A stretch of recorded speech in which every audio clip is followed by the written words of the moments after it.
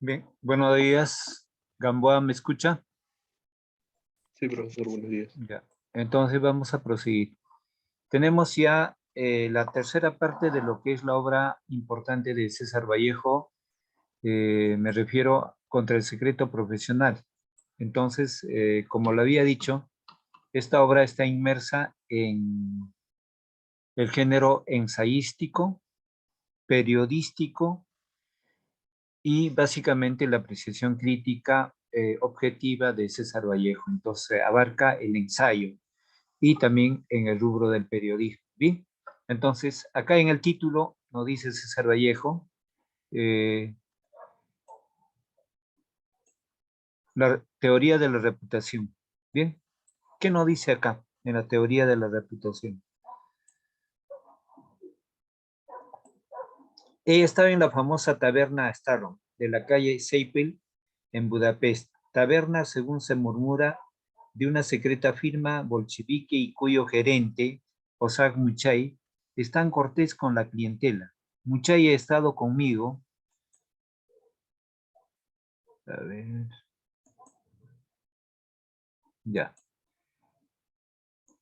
Bien, Muchay ha estado conmigo un gran rato, conversando y bebiendo absintió de Viena, esa destilación religiosa y armada, color de convúlvulo, que extraen de una extraña gramínea salvaje llamada de estilo dormido.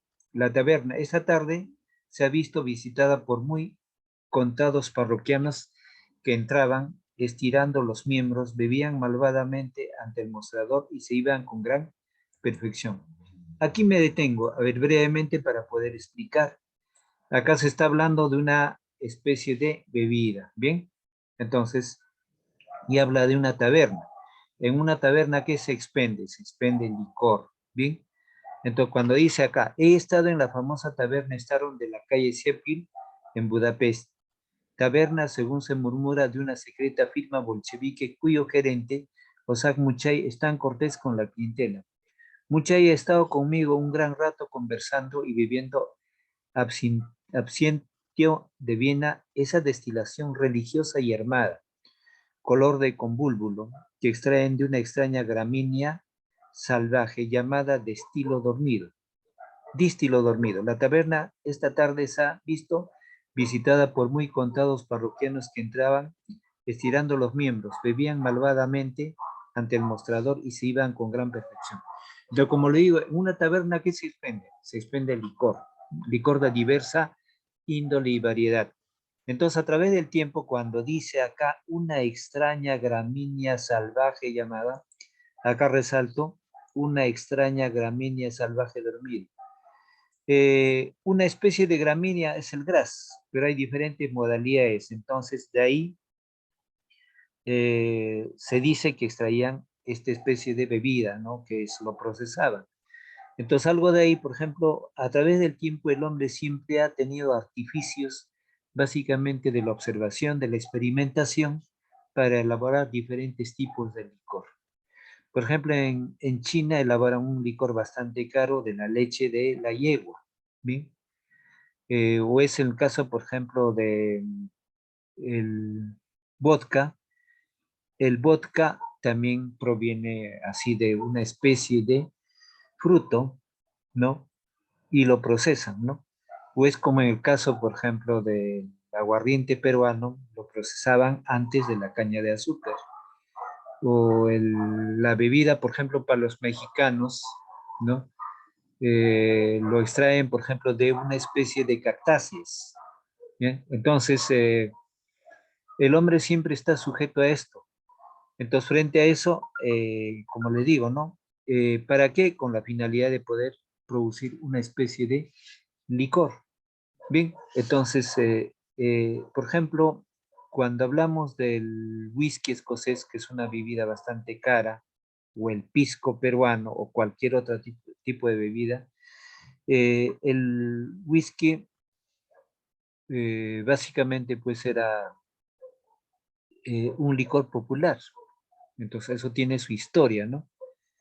Cuando el zar visitaba algunos lugares de su imperio, por casualidad le ofrecieron un vaso de whisky. cuando era un licor bastante barato y popular. Entonces empezó a tomar y le gustó al zar. Pidió más y más, le gustó.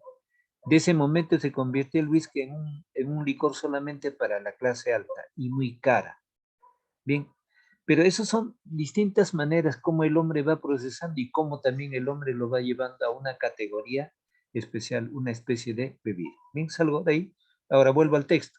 La taberna esta tarde se ha visto visitada por muy contados parroquianos. Para razonamiento verbal, parroquiano es sinónimo de bebedor de licor, ¿no? O diríamos los ebrios, los borrachos, los dionisíacos, los báquicos, sinónimos de parroquiano, que entraban estirando los miembros, bebían malvadamente ante el mostrador y se iban con gran perfección. Dos muchachas jugaban en un rincón de la planta baja, un juego dulce de hierro, con pequeñas tortugas de capa y cintas de colores. A la entrada de la misma sala platicábamos el buen Muchay y yo, hablábamos de las supersticiones del Asia Menor, de de los salobres ciencias de aprehensión de las hechicerías. Me despedí de Muchay y abandoné la taberna. Avancé hacia la esquina y tomé la calle de Praga, que apareció invadida de gente. La multitud observaba por sobre los tejados las maniobras de la policía. Entéreme por crecidas puntuales y menguantes de viñeta que se perseguía a un delincuente de un alto delito, que nadie sabía precisar. Un grupo de gendarmes salió de una de las torres de la iglesia de Rabuc, conduciendo preso a un hombre. Al descender el prisionero las gradas del atrio, pude verle entre la muchedumbre trajeado de una pelliza de los ángeles. Los otros enormes perrazos de gran estimación que acabase de morder a una reina. Hasta el comisariado fui detrás de esta gente.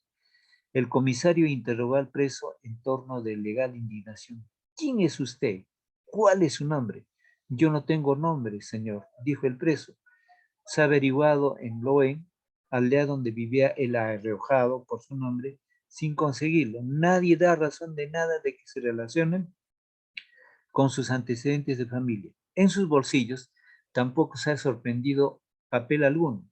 Lo único que está probando es que residía en Leuven, porque todo el mundo le ha visto allí a diario caminar por las calles, sentarse en los garitos, leer periódicos, conversar con los transeúntes, pero nadie conoce su nombre. ¿Desde cuándo vivía en Leuven? Se ignora, por otro lado, si es húngaro o extranjero. He vuelto a la taberna de Osak Muchay y le he referido el caso en todos sus detalles y aún dándole la filiación minuciosa del preso, Muchay me ha dicho, ese individuo carece en verdad de nombre. Soy yo quien guarda su nombre. ¿Quiere usted conocerlo? Me tomó el brazo, me tomó el brazo, subimos al segundo piso y me condujo a un escritorio. Allí extrajo de un diminuto estuche de hacer un retazo de papel donde aparecía en trazos gruesos y resueltos, pero tan enredados que era imposible descifrarlos, una firma delineada con tinta verde rana de la que usan los campesinos de Hungría.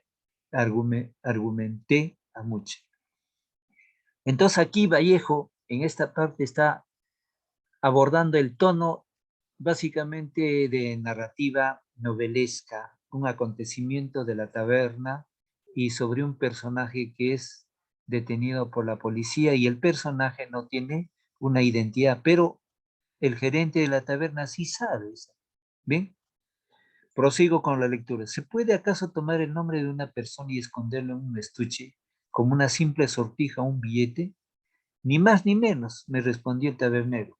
¿Y qué explicación tiene todo esto? ¿Cuál es, en resumen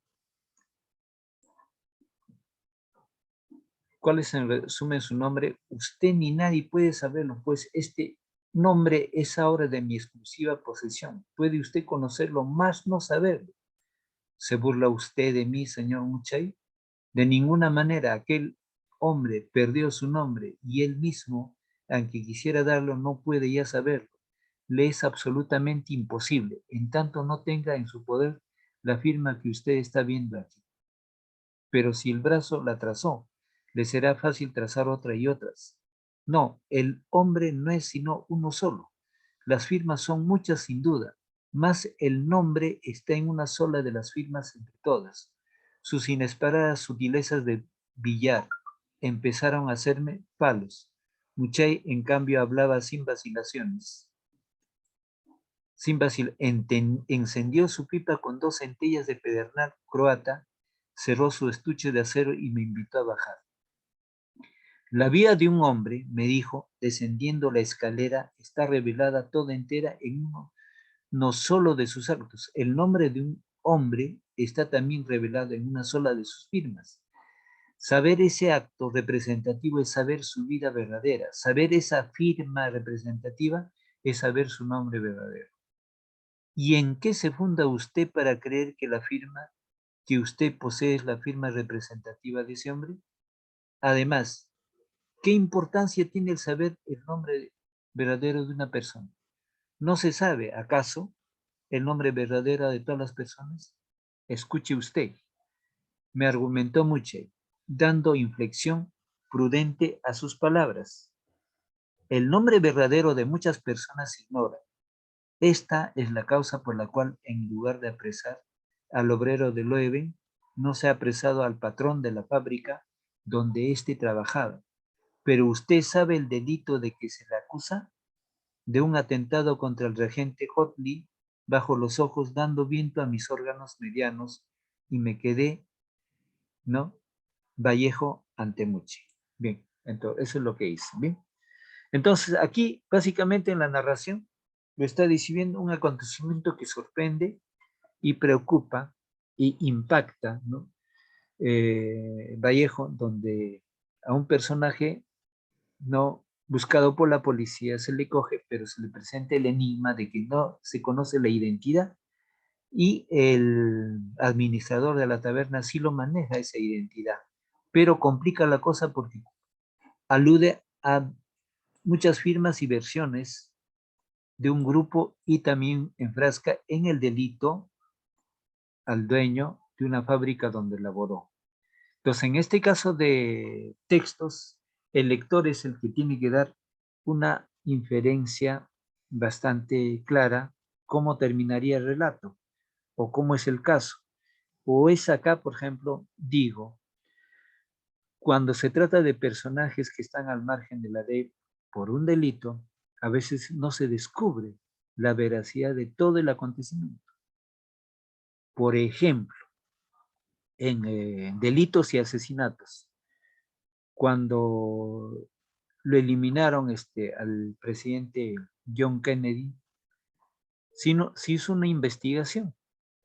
Desapresaron a otro y a otro y a otro, y al final se preparó un expediente de más de 4.000 páginas y solo quedó en enigma. Y se le responsabilizó a un ex marino de la Armada Americana como responsable de la muerte.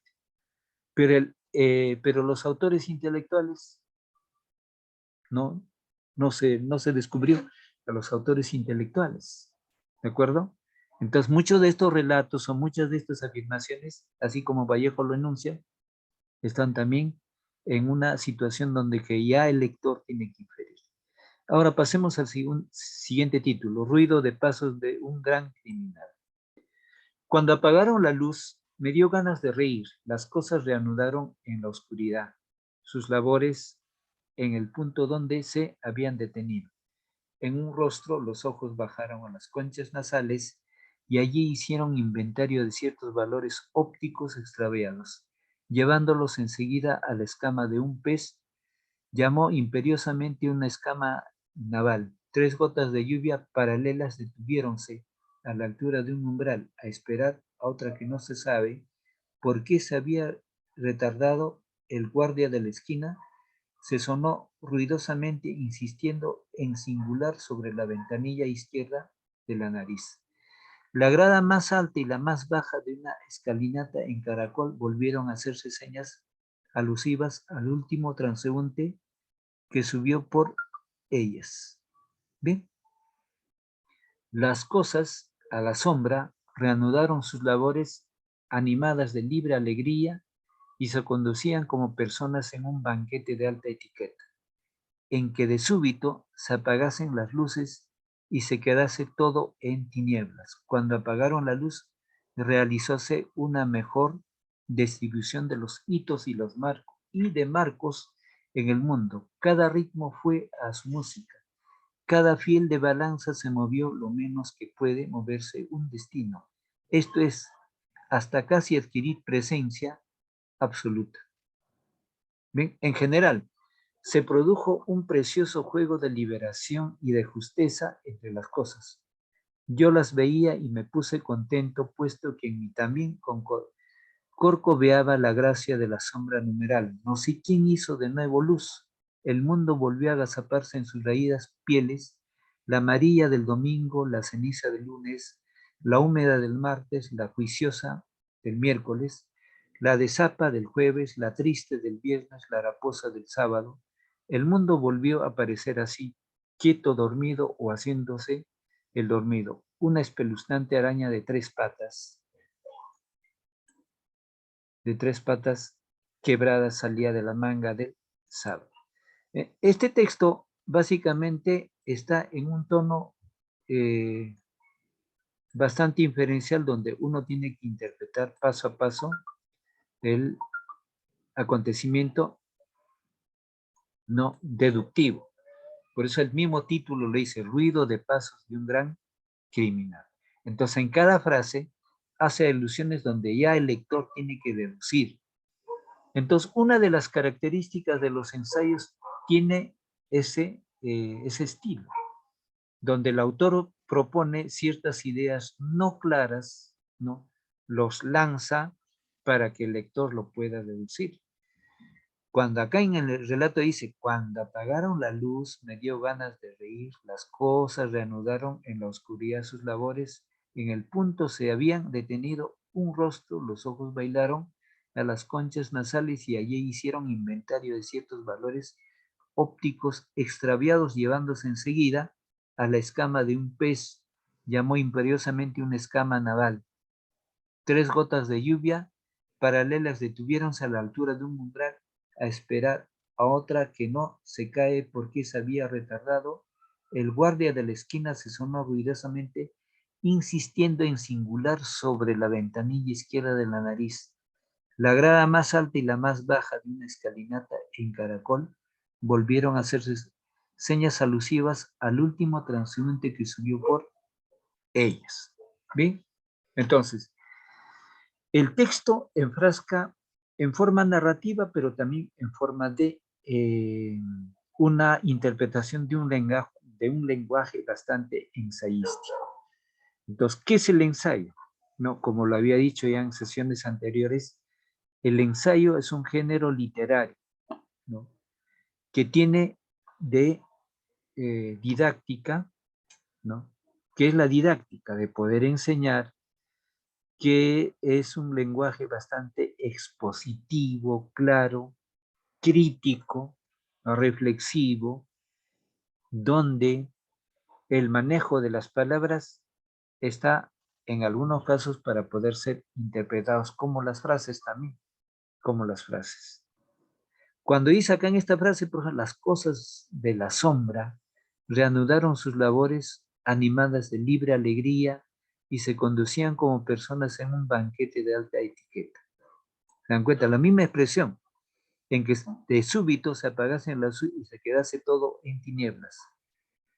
Cuando apagaron las luces realizóse una mejor distribución de hitos y de marcos en el mundo. Cada ritmo fue a su música, cada fiel de balanza se movió a lo menos que puede moverse un destino, esto es, hasta casi adquirir presencia absoluta.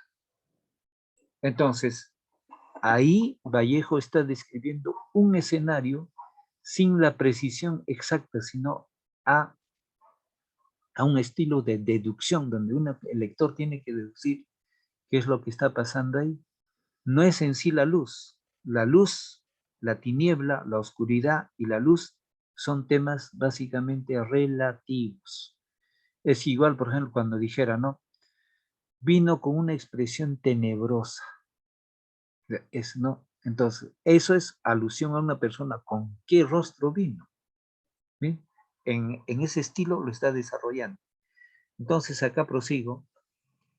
Yo las veía yo las veía y me puse contento, puesto que en mí también corcoveaba la gracia de la sombra numeral. No sé quién hizo de nuevo luz.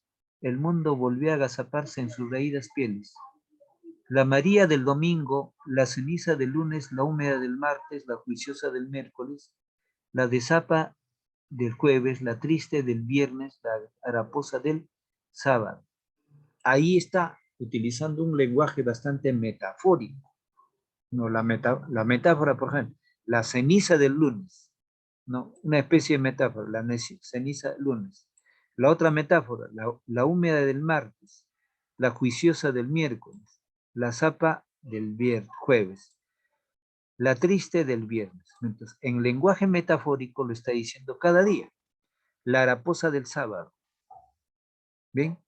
Entonces ahí juega una serie de metáforas en Vallejo. El mundo volvió a aparecer así, quieto, dormido o haciéndose el dormido. Una espeluznante araña de 3 patas. ¿Ven? Entonces, eso también es otra metáfora. Una espeluznante araña de 3 patas. Cuando vemos en el mundo de los arácnidos, la araña, ¿cuántas patas tiene? 8 patas. ¿De acuerdo? No hay araña de 3 patas. Pero ahí lo está diciendo ese entorno descriptivo para deducir. ¿A qué se refiere eso? ¿Bien? Veamos el siguiente título. Conflicto entre los ojos y la mirada. Conflicto entre los ojos y la mirada. Muchas veces he visto cosas que otros también han visto. Esto me inspira una cólera sutil y de puntillas, a cuya íntima presencia manan sangre más mis flancos solidarios. Bien. Cuando dice, muchas veces he visto cosas que otros también han visto. Esto me inspira una cólera sutil y de puntillas, a cuya íntima presencia manan sangre mis flancos solidarios. He abierto sol, le digo a un hombre y él me ha respondido, sí, un sol flavo y dulce. Yo he sentido que el sol está de veras flavo y dulce. Tengo deseos entonces de preguntar a otro hombre, ¿por qué sabe de este sol? Aquel ha confirmado mi impresión y esta confirmación me hace daño, un vago daño que me acosa por las costillas. No es, pues, cierto que al abrir el sol estaba yo de frente y siendo así, aquel hombre ha salido como desde un espejo lateral a mansalva, a murmurar a mi lado. Sí, un sol flavo y dulce. Un adjetivo se recorta cada una de mis sienes. No, yo preguntaré a otro hombre por este sol. El primero se ha equivocado o hace broma, pretendiendo suplantarme. Ha abierto sol, le digo a otro hombre, sí, muy anulado. Me responde, más lejos todavía he dicho a otro. He abierto sol y este me arguye, un sol a medias. ¿Dónde puede ir que no haya un espejo lateral cuya superficie viene a darme de frente?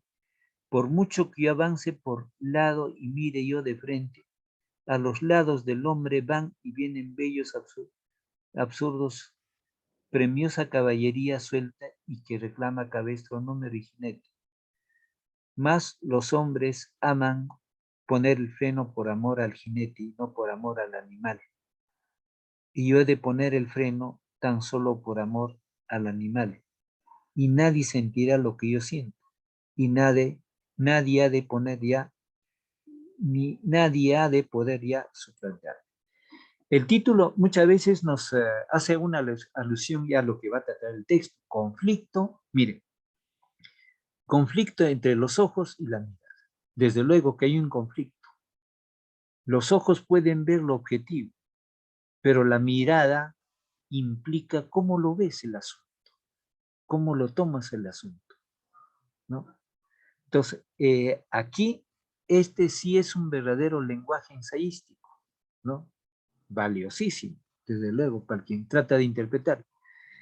De aquí, por una comprensión lectora, saldrían muchas preguntas, y muy buenas, desde luego, y también, desde luego, complicadas, ¿no? Entonces, desde luego, cuando a una persona le dicen, ¿cómo lo percibes? ¿Cómo lo sientes? ¿Cómo lo ves? Esas expresiones que se escuchan en medio social abarcarían una ligera aproximación a esto. Y este último texto que dicen, más los hombres aman poner el freno por el amor al jinete y no por el amor al animal. Yo he de poner el freno tan solo por el amor al animal y nadie sentirá lo que yo siento y nadie ha de poder ya suplantar. Eso dice bien claro, ¿no? Uno puede tener una mirada sobre algún objetivo, pero la gran mayoría a veces no es así. Y uno tiene un estilo de mirada y un punto de vista diferente al de los demás. Entonces, los demás en forma común dirán, unánimemente, pero frente a la opinión de uno es distinta. Bien, entonces puede ser de que uno ponga interés a un tema específico, pero el fondo es otro. O es como en la religión, ¿no? En la religión católica se dice esto, ¿no? Por ejemplo, creer o amar a Dios o seguir a Cristo, ¿qué implica? Seguir a Cristo implica muchas cosas, ¿no? Un ejemplo cuando le hacía a un colega que se solidarizaba con los pobres y le decía, pero eso solamente es la teoría, la cosa es hacer en práctica. Seguir a Cristo implica varias cosas muy difíciles. Entonces yo le decía, gozaba de una buena casa, tienes que vender tu casa y con el dinero que vas a vender, dale de comer a los pobres. Eso es seguir a Cristo. Entonces dijo, no, se sorprendió, pero es muy extremo, pero es así. Entonces, ¿cómo? Entonces acá también nos dice, ¿no? Muchos hombres pueden pensar de una manera distinta, ¿no? Pero la percepción de lo que ves y de lo que haces y de lo que observas es distinto. Una cosa es la teoría y otra cosa es la práctica. Una cosa es lo que ves, una cosa es lo que sientes y otra vez es lo que puede mirar o sentir el ámbito ocular. Bien, entonces, este ensayo es bueno para leer y releer y entenderlo. Bien, veamos acá, magistral demostración de salud pública. Bien, hoy en día que estamos en problemas de salud, ¿qué nos dice Vallejo? En su época, recuerdo muy bien cuando pasó en el Hotel Negresco de Niza, pero por raro que parezca, hacer el relato de lo acontecido allí me es absolutamente imposible. Hartas veces he querido. Aquí me detengo breve para verificar la asistencia. Morán, Quispe, Franco, Gamboa.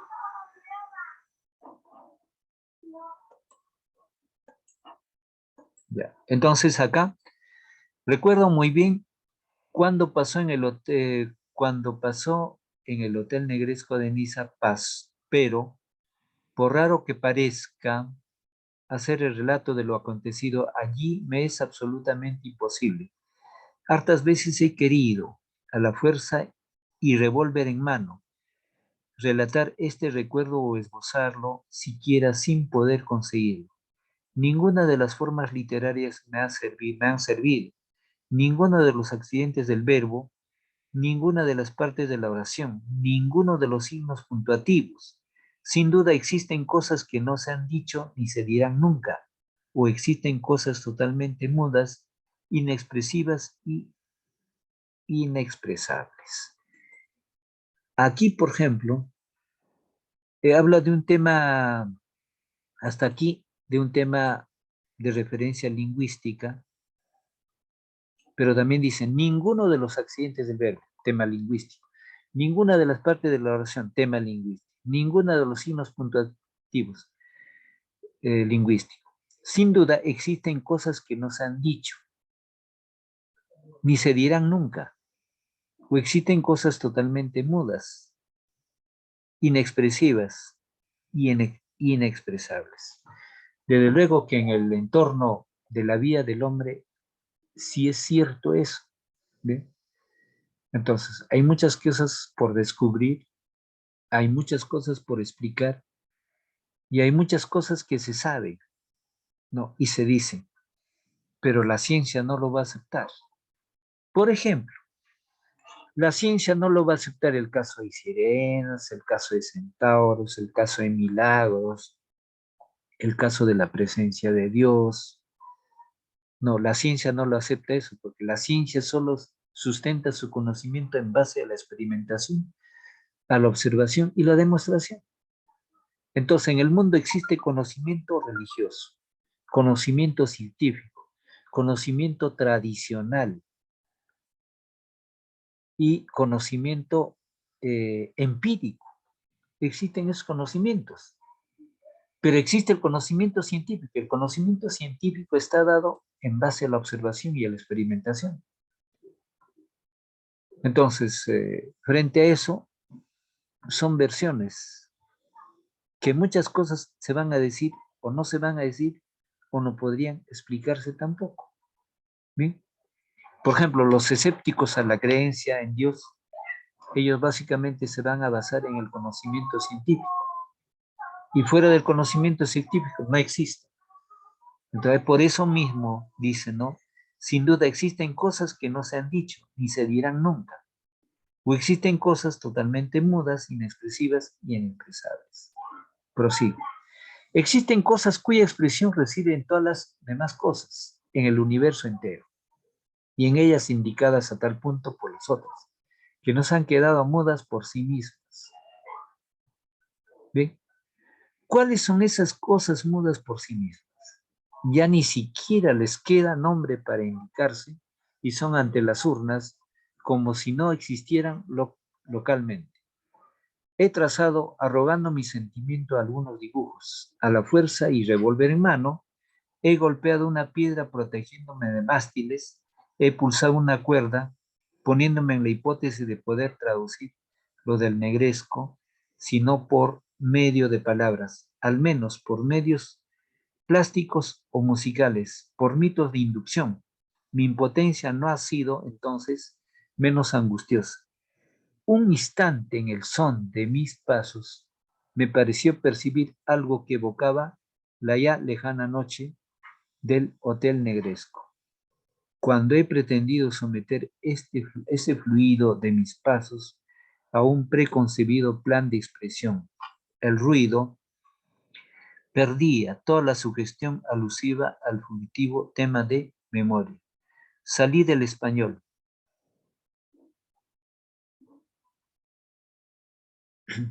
El francés, idioma que conozca mejor después del español, tampoco me prestó a mi propósito. Sin embargo, cuando oía hablar a un grupo de personas a la vez, me sucedía una cosa semejante a lo de mis pasos. Creía sentir en este idioma, hablado por varias bocas simultáneamente, una cierta posibilidad expresiva de mi caso.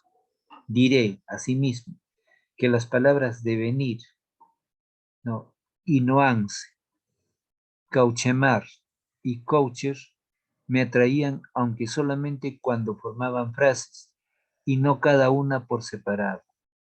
¿Cómo manifestarme por miedo de estas 4 palabras inmensas y en movimiento extrayendo de ellas su contagio elocutivo, sin sacarlas de las frases en que estaban girando como los brazos? Además, las otras voces son las que iban enlazadas. Algo debían tenerle simpatía semántica hacia mis ideas y emociones del negresco, puesto que su compañía comunicaba valor a los 4 vocablos que he señalado. Un día, una muchacha inglesa bonita e inteligente me fue presentada en la calle. El amigo que me presentó, a quien le dije luego que la niña era bonita, me dijo: Vos coach, avec A. Come. Vos coacher avec Winifred. Entonces fue a la palabra francesa coacher y la inglesa Winifred. Me parecieron de súbito emitir juntas por boca de mi amigo una suerte de vagos materiales léxicos, capaces tal vez de facilitarme el relato de mí. Recuerdo de Niza. Bien.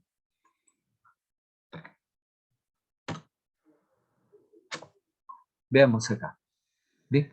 Entonces, estos términos, básicamente Vallejo está hablando en un término lingüístico. Entonces, cuando hablamos un texto, el título tiene que poder deducirse. Muchas veces el título es el extracto. En el relato o en la lectura de algo siempre hay una idea central, hay un tema. ¿Sobre qué tema gira el texto?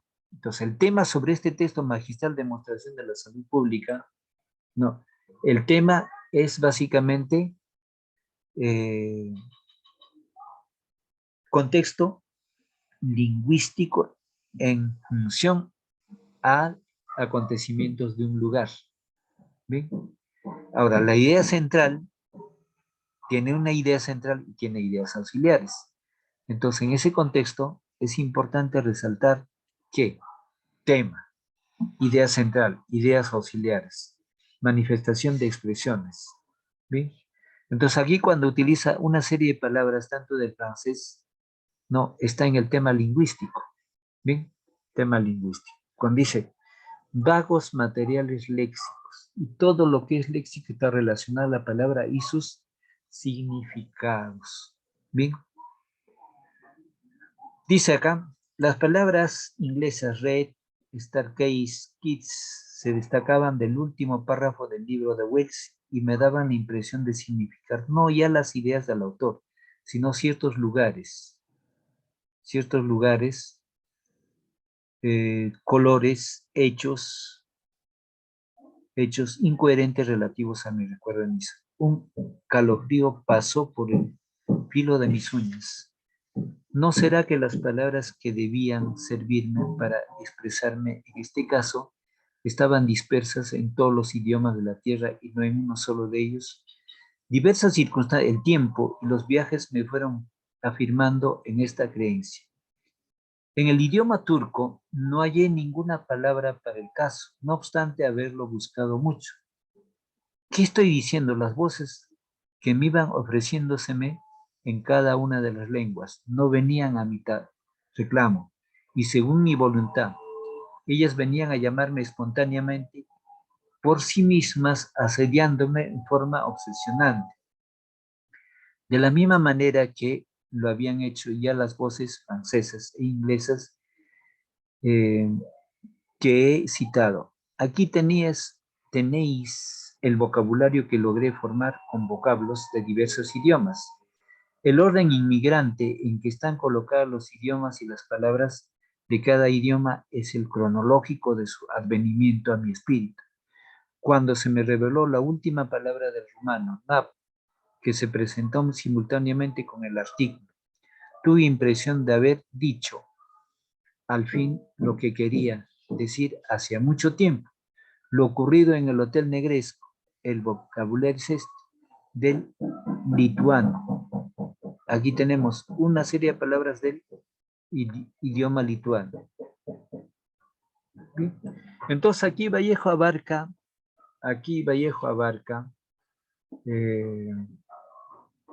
de un tema básico, la temática del texto es el tema lingüístico, ¿no? En el tema lingüístico donde cómo se interpreta y cómo se entienden las palabras en función a diferentes lenguas o idiomas. ¿Bien? Dice, del rumano, un chiu, una petia, esta caprichosa jerga políglota me da la impresión de expresar extraordinariamente, aproximadamente mi emoción de los Alpes marítimos. Solo me resta dejar constancia de dos circunstancias, de dos masas de guerra, de dos golpes del sesgo. Primeramente, ninguna de las múltiples voces que la forman puede por separado traducir mi recuerdo de Niza. En segunda confianza, el poder de expresión de este vocabulario reside especialmente en el hecho de estar formado en sus 3/4 partes por raíces arias y el resto por raíces semitas. Entonces, el último ensayo corresponde básicamente una explicación lingüística, pero para poder interpretar, tomando como fuentes diferentes lenguas europeas como asiáticas. Bien, entonces la tarea para ustedes va a ser identificar la idea central y auxiliares de cada texto que se ha leído. Bien, ¿alguna duda, alguna pregunta al respecto? O sea que de cada texto sí son temas totalmente distintos. Por supuesto, eso. Por eso cuando yo empecé contra el secreto profesional, son temas que no solamente es el ensayo, pero en base al ensayo, algunos párrafos son más ensayo y otros párrafos otros títulos son más narrativos.